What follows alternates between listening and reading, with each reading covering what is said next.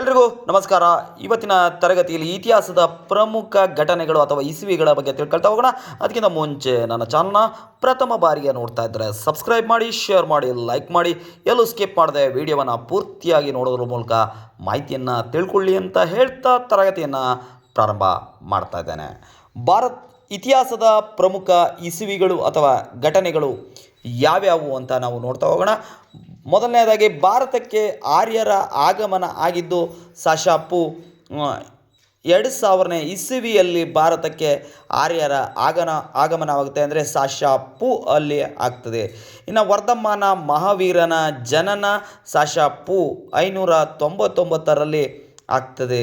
ಇನ್ನು ವರ್ಧಮಾನ ಮಹಾವೀರನ ಮರಣ ಸಶಪು 527ರಲ್ಲಿ ವರ್ಧಮಾನ ಮಹಾವೀರನ ಮರಣ ಆಗ್ತದೆ.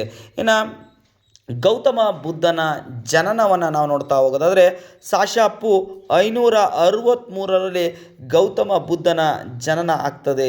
ಇನ್ನು ಗೌತಮ ಬುದ್ಧನ ಮರಣ ಯಾವಾಗಾಯಿತು ಅಂದರೆ ಸಶಪು 483ರಲ್ಲಿ ಗೌತಮ ಬುದ್ಧನ ಮರಣ ಆಗ್ತದೆ.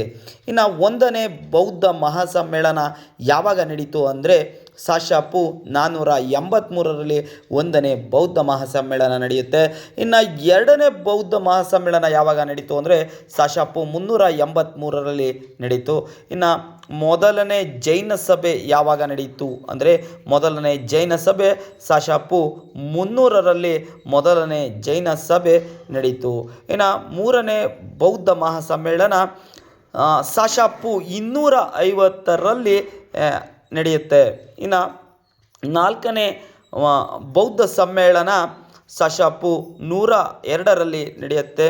ಇನ್ನು 2ನೇ ಜೈನ ಸಭೆ ವಲ್ಲಭಿಯಲ್ಲಿ ನಡೆಯುತ್ತೆ. ಅದು ಸಶಪು 512ರಲ್ಲಿ ನಡೆಯುತ್ತೆ. ಇನ್ನು ಭಾರತದ ಮೊದಲ ಸಾಮ್ರಾಜ್ಯ ಮೌರ್ಯ ಸಾಮ್ರಾಜ್ಯ. ಆ ಮೌರ್ಯ ಸಾಮ್ರಾಜ್ಯದ ಸ್ಥಾಪನೆ ಯಾವಾಗಾಯಿತು ಅಂದರೆ ಸಶಪು 324ರಲ್ಲಿ ಮೌರ್ಯ ಸಾಮ್ರಾಜ್ಯ ಸ್ಥಾಪನೆ ಆಗುತ್ತೆ ನಮ್ಮ ಚಂದ್ರಗುಪ್ತ ಮೌರ್ಯನಿಂದ. ಇನ್ನು ಕಳಿಂಗ ಯುದ್ಧ. ಈ ಕಳಿಂಗ ಯುದ್ಧ ಅಶೋಕನ ಒಂದು ಜೀವನದ ದಿಕ್ಕನ್ನು ಬದಲಾಯಿಸಿದಂಥ ಯುದ್ಧ ಕಳಿಂಗ ಯುದ್ಧ. ರಾಜನಾದವನು ಬರೀ ಯುದ್ಧಕ್ಕೆ ಸೀಮಿತನಾಗದೆ ತನ್ನ ಒಂದು ಸಾಮಾಜಿಕ ಕೆಲಸಗಳ ಮೂಲಕ ಕೂಡ ಹೆಸರುವಾಸಿಯಾಗಬಹುದು ಅನ್ನೋದನ್ನು ಕಳಿಂಗ ಯುದ್ಧದ ನಂತರ ಅದರ ಒಂದು ಯುದ್ಧದಲ್ಲಿ ನಡೆದಂಥ ಘಟನೆಗಳನ್ನು ಕಂಡು ಮನಪರಿವರ್ತನೆ ಮಾಡಿಕೊಂಡಂಥ ಒಂದು ಯುದ್ಧ ಕಳಿಂಗ ಯುದ್ಧ. ಕಳಿಂಗ ಯುದ್ಧ ಸಶಪು 261ರಲ್ಲಿ ನಡೆಯುತ್ತೆ. ಇನ್ನು ಶಾಲಿವಾಹನ ಶಕೆ ಆರಂಭ. ಈ ಶಾಲಿವಾಹನ ಶಕೆ ಆರಂಭ ಆಗಿದ್ದು ಸಶ 78ರಲ್ಲಿ ಶಾಲಿವಾಹನ ಶಕೆ ಆರಂಭ ಆಗ್ತದೆ. ಇನ್ನು ಗುಪ್ತ ಶಕೆಯ ಆರಂಭ ಸಶ 320ರಲ್ಲಿ ನಡೆಯುತ್ತೆ. ಇನ್ನು ಭಾರತಕ್ಕೆ ಫಾಹಿಯಾನ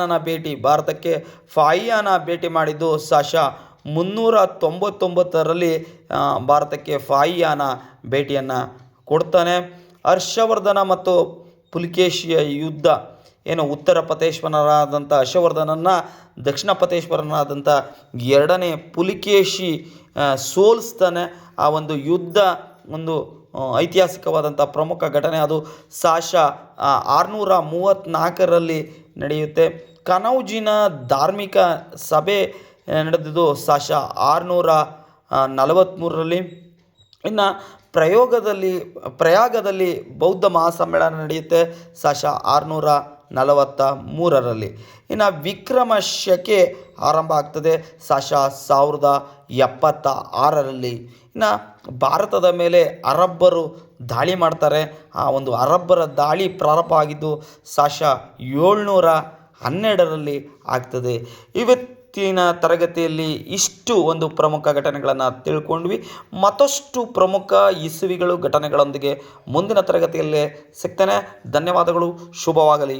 ಶುಭ ದಿನ.